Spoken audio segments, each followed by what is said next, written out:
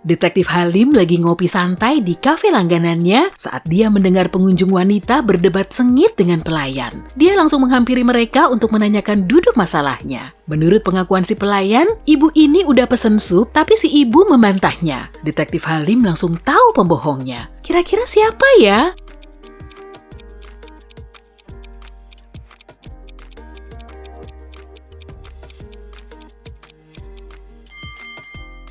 Udah ada pengumumannya kalau kafe tersebut cuma menyajikan hidangan hangat sampai jam 4 sore. Coba deh lihat jam dindingnya. Saat itu sudah jam 7 malam, berarti wanita itu sudah nggak bisa pesan sup lagi karena sudah terlalu malam. Si pelayan pasti bohong tuh.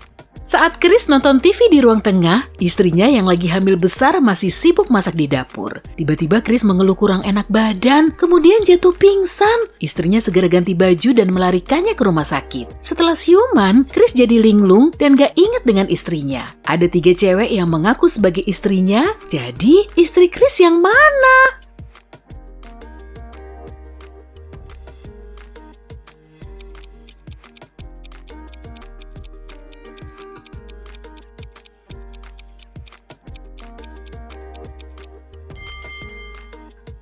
Perlu diingat kalau istri Chris sedang hamil tua, jadi perutnya pasti besar. Berarti bukan cewek yang di sebelah kiri, karena dia nggak kelihatan sedang hamil. Lihat sepatu kedua cewek ini deh. Ada yang talinya belum diikat tuh. Dia pasti kesulitan saat ngebungkuk untuk ngiket tali sepatunya sendiri. Sementara, suaminya nggak bisa bantu karena lagi pingsan. Pasti cewek ini istri Chris.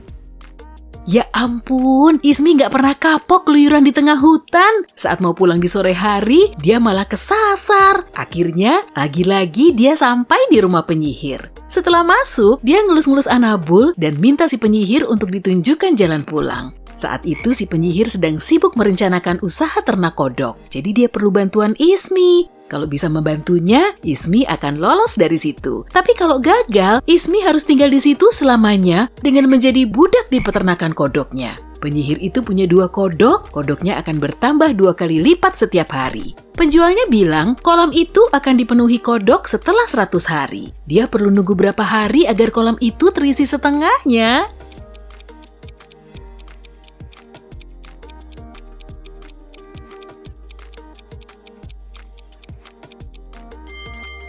Karena kodoknya nambah 2 kali lipat setiap hari, kolam akan terisi setengahnya sebelum benar-benar penuh. Yang artinya akan terjadi pada hari ke-99.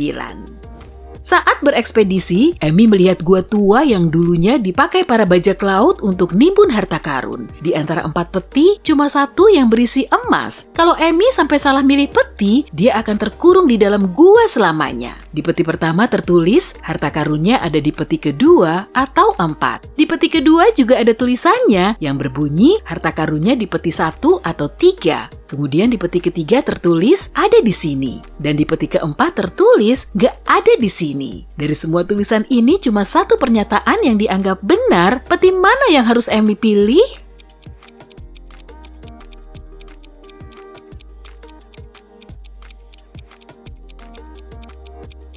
Kalau harta karunnya ada di peti pertama, tulisan kedua dan keempat benar. Tapi tadi kan syaratnya cuma ada 1 pernyataan yang benar. Kalau harta karunnya ada di peti kedua, tulisan pertama dan keempat benar. Tapi kalau emasnya ada di peti ketiga, maka pernyataan benarnya juga ada 2 dong, yaitu pernyataan kedua dan ketiga. Jadi, Amy perlu milih peti keempat. Dengan begini, cuma pernyataan pertama yang dianggap benar, yaitu harta karunnya ada di peti keempat. Saat memasuki bank, Detektif Halim gak sengaja nguping 2 wanita saling berselisih. Bu Lilis dan Bu Carla sama-sama ngotot kalau tas ini kepunyaan mereka. Tapi untungnya, sebelum mereka ribut-ribut, ada cowok yang sempat menjepret ruangan itu. Amati baik-baik ya, menurutmu tas ini punya siapa?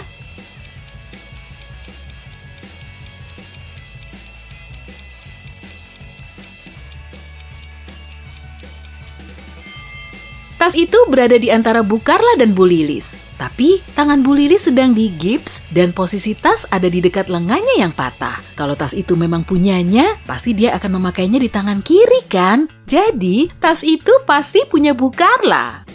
Niko dan Komar naik kereta dari stasiun yang sama. Komar berdiri dulu sambil menenteng tasnya. Tapi saat Niko membuka tasnya, dia langsung tahu kalau itu bukan miliknya. Dia pun menuduh Komar telah mencuri tasnya, tapi Komar bilang kalau dia nggak sengaja karena tas mereka memang kelihatan sama. Lihat isinya deh, memangnya kenapa?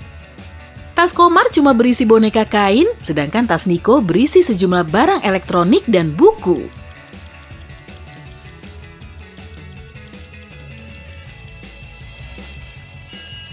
Komar nggak mungkin ngambil tas itu tanpa sengaja lah, karena meskipun kelihatan mirip, bobot kedua tas itu jauh berbeda.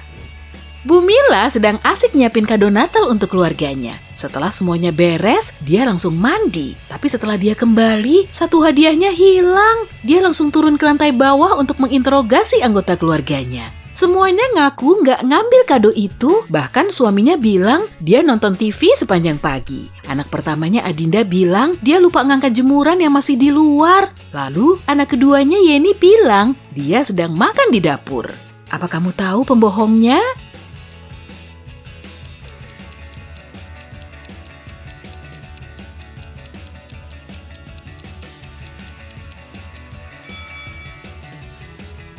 Adinda, bajunya udah kering dan rapi tuh. Lagi pula cuaca di luar lagi dingin, semua jemurannya sudah pasti beku kalau dia lupa ngangkat. Mahesa ditahan karena merampok bank dan polisi tahu pacarnya telah menjadi sekongkolnya. Mereka juga ingin menahannya. Saat ini sudah didapat 4 tersangka, salah satunya pacar si perampok yang gak mau jujur dan satunya lagi kakak Mahesa yang gak ikut beraksi tapi berusaha menutupi kejahatan adiknya. 2 cewek lain gak bersalah dan berkata jujur. Jadi, siapa pacar Mahesa? Sheila bilang pacar dia Amanda. Venita bilang Putri bohong. Tapi Putri bilang Sheila yang bohong. Dan Amanda bilang Venita bukan adiknya.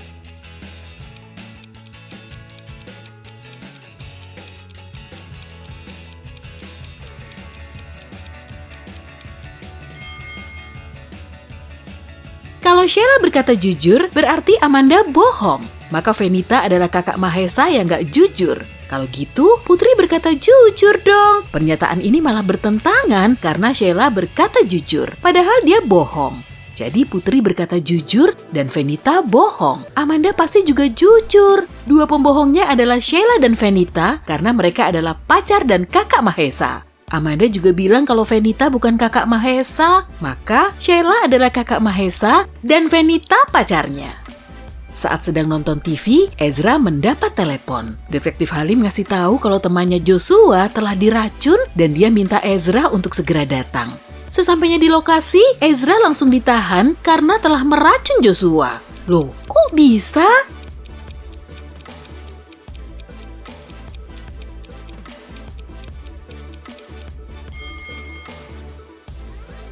Detektif nggak ngasih tahu lokasi persisnya. Kalau datang langsung ke rumah Joshua sih masih bisa diterima, tapi mereka ada di taman. Gimana Ezra bisa tahu kalau dia harus datang ke situ kan?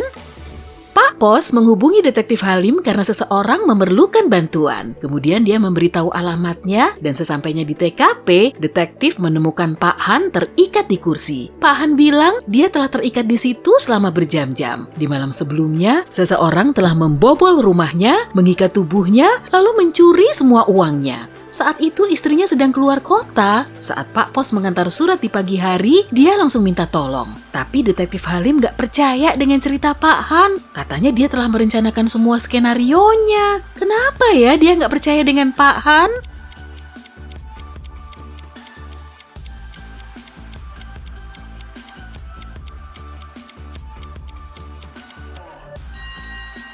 Surat yang dibawa Pak Pos nggak berada di lantai di dekat pintu, tapi di atas rak yang cuma bisa diletakkan oleh orang di dalam rumah. Kalau Pak Han cuma terikat sendiri di situ semalaman, suratnya pasti masih ada di lantai kan? Di pagi hari Natal di California, Detektif Halim mendapat surat kaleng. Di dalamnya tertulis seseorang akan pergi ke Alaska dengan membajak pesawat untuk diterbangkan ke Hawaii. Setelah sampai di bandara, detektif langsung menghentikan sejumlah orang. Amati baik-baik ya, menurutmu siapa nih yang akan membajak pesawat?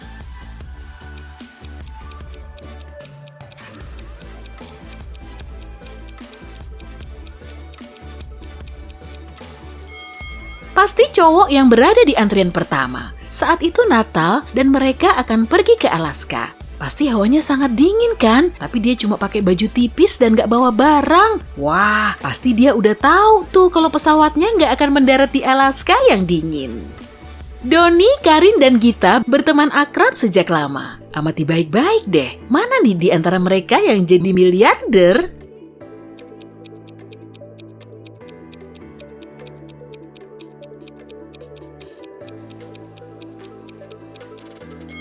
Doni memakai arloji Versace, tapi pasti arlojinya kawai. Mereknya tertulis Versace dengan huruf H.